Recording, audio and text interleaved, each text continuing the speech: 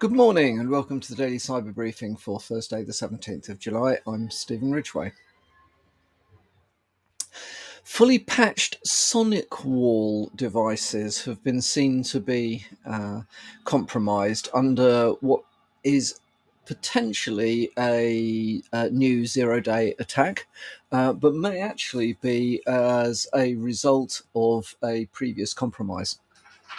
So, a little bit of ambiguity in the press at the moment, a little bit of uncertainty in the press at the moment around what the initial attack vector is for these compromises.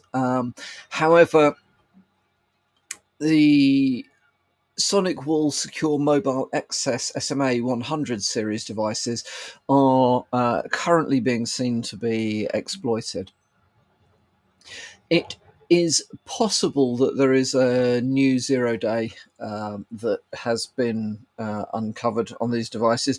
It is, however, there is some evidence that the current compromises may be as a consequence of previous compromise based on CVE 2021-200-35, which was an authenticated RCE vulnerability that had been previously patched. It appears, and kind of one of the reasons why I'm bringing this to your attention is that it appears that as part of that compromise, the seeds for MFA keys were stolen, which, if you think about it, means that it is possible for the attacker to generate valid MFA codes. So we think of MFA as being unbreakable, although it's been demonstrated it can be bypassed if you can get access to devices that have already been through authentication, so hijacking sessions. And there are occasions when you can downgrade a device so that it will, under certain circumstances, log you on without the MFA component being invoked. However, this is one that, whilst I think we've all been aware that it could be theoretically possible, I don't think any of us have really thought through the likelihood of this being used as an attack. But if you've managed to compromise a device previously and then you've stolen the seed, so the way that certainly with the number-based MFA, the Google Authenticator type rotating number approach to MFA, the server side and the authenticator app need to remain in sync. And if you've been in the game as long as I have, you'll, I'm sure, have been aware that the original RSA keys, the little fobs that had the number actually on the fob, rather than it being an app on a device, those could get out of sync, and you did occasionally have to resync the server side and to the fob because you couldn't do anything about the fob. The fob just continued to roll over the numbers. It wasn't in any way, you couldn't interact with it, so there was no means of interacting with it. So they used time-based protocols and all sorts of other bits and pieces in order to assess what the key should be at any particular time, but it starts from a seed, and you need to use the same seed at both ends in order for the rolling numbers to remain in sync on the server and the client side. If you've stolen the seed, you can effectively mimic that and give yourself access to whatever the current number is. So what's the takeaway from this? Well, the takeaway from this is that if continue to use MFA, because MFA is a very solid defense against first line defense kind of thing, against brute force attacks on accounts.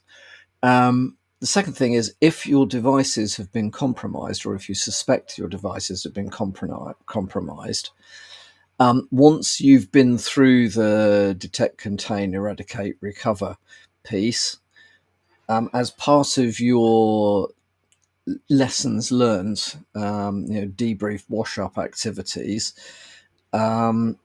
cycle the MFA keys on the device. So force a resync, basically don't assume that because MFA was on the device and still is on the device that it's still actually secure. It might not be. So that's one potential reason why we may be seeing these attacks. There may be others, as I say in the article from Dark Reading. I think they lean towards it being a new 0-day, but it genuinely isn't known at the moment. If you are using SonicWall Secure Mobile 100 devices, be aware of this and cycle your MFA keys. Okay, there's been a little bit more information that's come to light about the co-op breach from, now was it April or May? Now you're asking. Earlier this year. It does appear that about 6.5 million co-op members' details have been stolen. Does not appear that financial information was part of the breach, but the usual PII appears to have walked out of the door, which is in line with the threat actor groups, known TTPs for other breaches, especially this year in the retail sector. So if you are a co-op member, as in a co-op customer, be aware that your some PII has been stolen. Be on guard for more targeted phishing, given the fact that the attackers now know that you are a co-op user. It means, and any little bits of information that they can gather on you means that they can create a more convincing phishing email or involve you in a more sophisticated phishing campaign. So watch out if you're a co-op user. This information is now in the hands of people that you really wish it wasn't. And then finally from me today, you may have spotted that on July the 14th, Cloudflare's very popular DNS resolver, 1.1.1.1, yes, was down for about an hour in a global outage. There has been a lot of speculation around, was this some form of cyber attack? Was this some targeted denial of service? Or the usual culprits looking to see what disruption they can implement by knocking out globally important DNS resolvers. By the way, that would be a very, if you're looking at how to cause global chaos in the Western world, well, probably the best way to do it would be to take out half a dozen or so subsea cables, because if you pick the right ones. Yes, these days there is resilience. However, there isn't capacity. So, if you take out a cable, there is unlikely that there will be capacity on other cables to absorb that traffic, even if it's rerouted around the world. So, if you knock out half a dozen or so, you can probably massively interrupt the global communications. Right, that's to one side. The other thing, which is an awful lot easier and doesn't involve submarines, would be just to knock out some of the more popular DNS servers. You would be astonished how reliant things are on DNS. It's kind of obvious when you're browsing a website, because you've got to go from a name to the actual address of the server. So, where is this server? And that's all, of course, done through IPv4, IPv6 addressing. However, there's an awful lot of other stuff that goes on in the background that isn't necessarily in the forefront of the minds of your average user.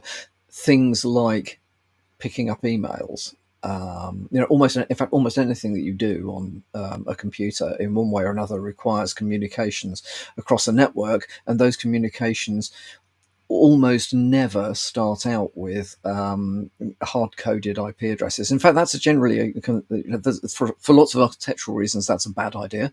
It means that you are then tied to an IP address, and an IP address is much closer to being tied to the physical location or physical entity, vendor, cloud provider, whatever it might be.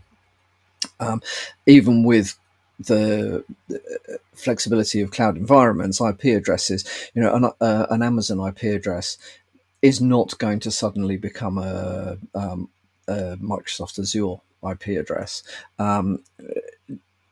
Pretty much US Amazon address is unlikely to suddenly become a European Amazon address, that kind of thing. So, even with flexibility at the cloud level, it's still very much tied to physical things. So you don't want your services tied to physical IP addresses or physical or even virtual IP addresses, because they're difficult to move around, and it constrains what you can do with the service.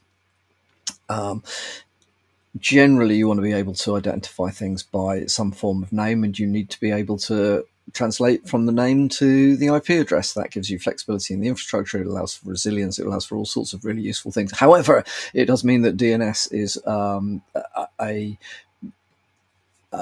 wouldn't say. Yeah, I would actually. Yeah, I would say it is a weak. It is a weak link, not a weak link, but it is a weaker link in the whole process. So, however, back to what we're actually talking about here, Cloudflare has confirmed that the outage was caused by an internal configuration error rather than an external attack. It just happened that the incident coincided with an unrelated BGP hijack that complicated the detect side of the detect and contain side of things. So yes, there was a BGP hijack attack going on at the same time. However, the disruption to DNS was not caused by that BGP hijack. It was caused by internal stuff. That, in my experience, so having these coincidences are more common than you would expect. I've seen this many times over the years, that you are almost convinced that symptom A is related to event X, because you got definitive proof that event X is going on, and one of the things that you would expect to see is symptom A, but actually symptom A is due to event Y, but nobody's actually realized that there was an event Y because we weren't looking for it. Anyway, so there we go. It is worth knowing that this stuff was going on. It is worth thinking about this if you are configuring external resolvers for your devices or your systems. Just be aware, don't put all your eggs in one basket, as they say. Spread your, use DNS resolvers from separate, disparate, diverse providers. Try not to end up with it all being Cloudflare or it all being, I don't know, Google's another famous one for resolvers. Also, there is a very strong argument for running your own DNS if you've got stuff that really matters. It gives you an awful lot more control over what's going on. There are pros and cons to that. I could imagine me and our head of engineering having a very interesting discussion over a pint about which is the right way to go for these things. But anyway, there we are. Have a think about it. Make sure you build some resilience in. Sometimes these outages and issues can be much more down to cock up than conspiracy, but on other occasions there may well be a conspiracy to bring you down in that respect. Anyway, there we go. That's enough for today. I hope you have a good Thursday, and I will speak to you all